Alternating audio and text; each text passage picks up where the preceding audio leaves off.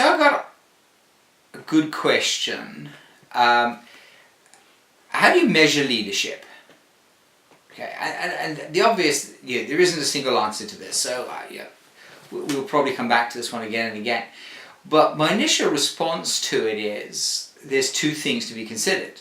There's current performance, and then there is succession.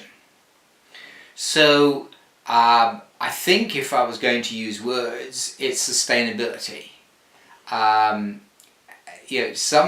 Despite the ebb and flow of everything that's going on in the world, can the leader operate within that ebb and flow?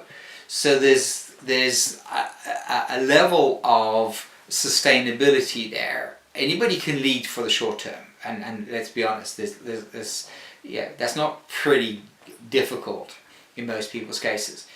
It's doing it for the long term. It's being able to sustain it. And then once you can sustain it over a period of time, then it comes into the legend that you leave behind. So take Manchester United, what Alex Ferguson has done over the years, that's sustainable. I mean, he sustainably kept it right up at the top there, the club right up at the top there. The final test to the man's leadership will be what happens when he's gone.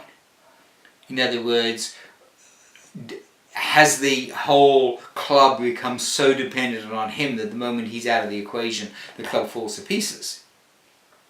Going to Steve Jobs, from what I read in the book, he's put a huge amount of effort into succession and making sure that everything's in place so that they can operate without him.